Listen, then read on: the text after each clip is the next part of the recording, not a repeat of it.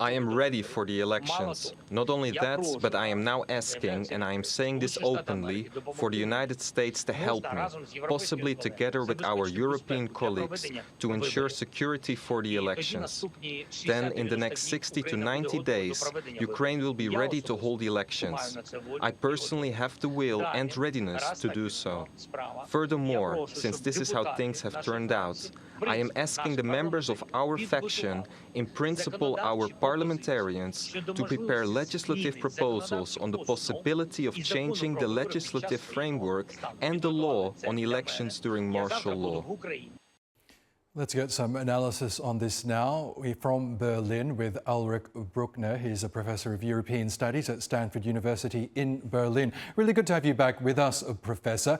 This issue of holding elections during this war is proving to be quite a serious one, because under Ukrainian law, elections during wartime are forbidden. Why do you think Zelenskyy is now considering this proposal? Well, it's not only forbidden under Ukrainian law. Most countries know that the conditions under which you can hold free and fair elections in martial law times is almost impossible. But the move from Zelenskyy makes perfect sense, because he kicks the ball back to the Americans, because only under a ceasefire it would be possible to hold elections. And that means that there has to be a change on the battleground, and the Americans and the Europeans and everyone else involved who's interested in a peace solution have to provide the conditions under which elections could be possible. So this is a smart move, and it's a very elegant way of rejecting the pressure from the United States. That's right. As you say, Zelenskyy says he'll be open to holding such elections if security can be guaranteed by the likes of the US and his European allies. Do you think that will actually happen? Can there be conditions under which an election can be held freely and fairly as Russia continues to attack Ukraine? Well, it depends on what you define as elections in Ukraine, because we are talking about a country that lost almost 20% of its territory, while if we now look back, it's almost 4 years since the war started, and it is utterly embarrassing for the Russian army that it wasn't possible even to occupy what is defined as one of their goals. So people there are certainly not part of the elections. And according to international law, the integrity of a territory and the sovereignty of a state also includes that the whole nation would have a say. But independently from this, the 80% who lives in Ukraine and could practically participate probably also would need more time than just 30 days.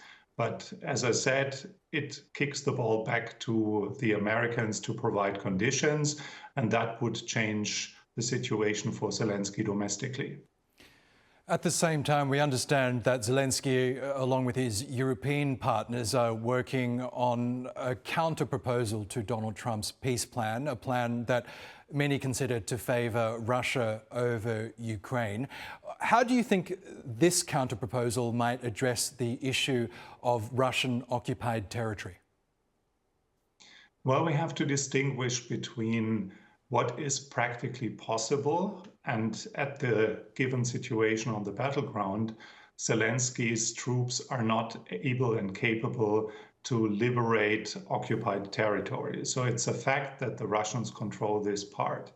Whether this is legally recognized by Ukraine as future territory of Russia, this is a different question.